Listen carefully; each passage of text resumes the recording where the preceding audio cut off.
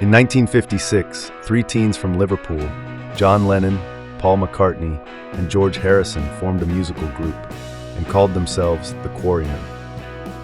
In 1960, the group decided to change their name to the Silver Beatles, and later that same year they shortened the name and the Beatles were born. Ringo Starr joined the group in 1962, and the Beatles went on to become the most successful musical act in history. They were international superstars and drew enormous crowds everywhere they went. In 1964, the Beatles came to America for the first time, and their arrival created a frenzy amongst their fans, especially the teenaged girls. They toured the US and performed to packed stadiums and sold-out venues in every city they visited. Their popularity seemed limitless. They produced hit song after hit song, and their album sales were astronomical. To say they were an enormous financial success would be an understatement. It appeared that there was nothing that could stop them, or could there? In 1967, rumors began to circulate saying that Paul McCartney was killed the year prior in a car accident. But how could that be? Paul had been seen many times in public since then. Could it be possible that Paul was replaced by an imposter? In today's episode, we will discuss the rumors of Paul McCartney's death in 1966 and the possibility that he was replaced by an imposter.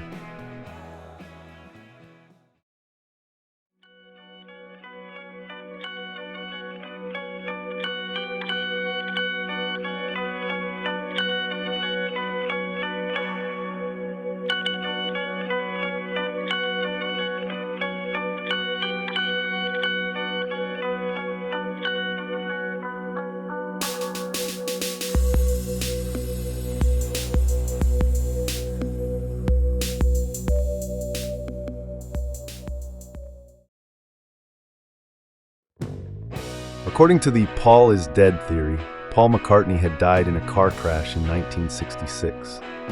The other Beatles, John Lennon, George Harrison, and Ringo Starr, decided that the show must go on. The Beatles were at the height of their success and still rising. There was so much money being made, and with a new album soon to be released, they couldn't let such a small matter as death stand in their way, so they hired a body double. According to the Paul is dead theory, Paul McCartney stormed out of a recording session on November 9, 1966. Upset with the band, he got into his car and drove off into the night. At some point, McCartney got into a terrible accident that killed and decapitated him.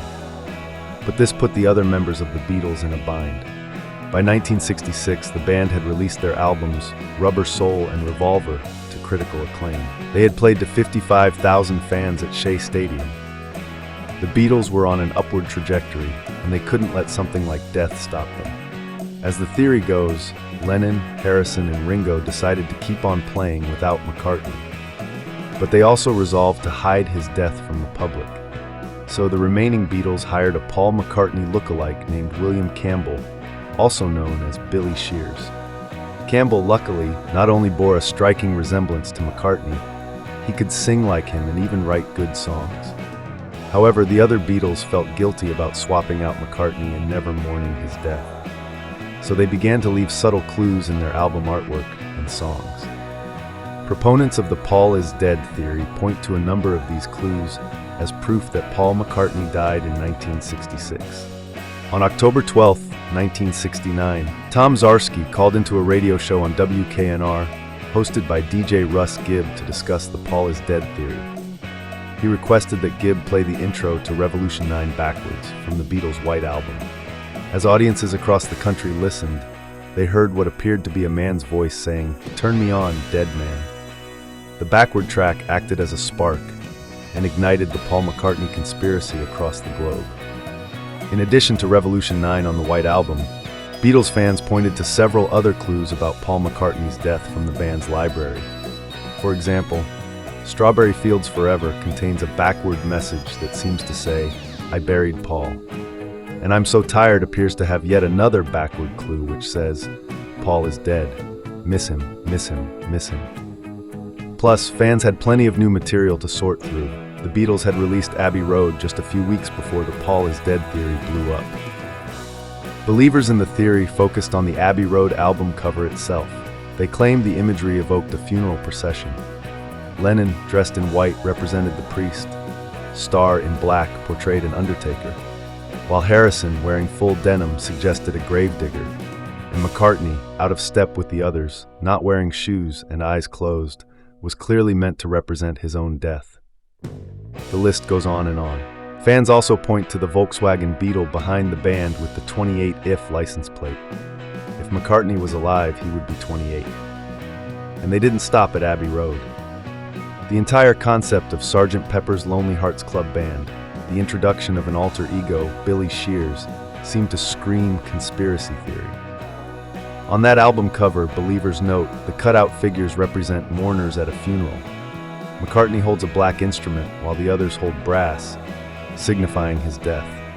And could the yellow hyacinths in the shape of a left-handed bass guitar, McCartney's instrument, really be a nod to how the other Beatles buried him? On the one hand, the Paul is dead rumors gave the band a boost in album sales. They didn't need it, but the Beatles nevertheless saw two albums, Sgt. Pepper's Lonely Hearts Club Band and Magical Mystery Tour, re-enter the Billboard chart after being off it for 9 months. But it also came as an annoyance. By 1969, the Beatles were falling apart and starting to strike out on their own. John Lennon released his album Cold Turkey on October 20th, and McCartney was preparing to release his self-titled debut in April. They wanted publicity for their solo work, not a renewed fixation on their old albums. "It's the most stupid rumor I've ever heard," John Lennon said, calling into the same radio station where the Paul McCartney conspiracy first gained traction. He denied hiding messages in Beatles songs and denied any symbolism on the band's album covers. Despite the Beatles' denials, the rumor has endured. In 2009, the Italian version of Wired magazine even printed an article about the Paul McCartney conspiracy theory.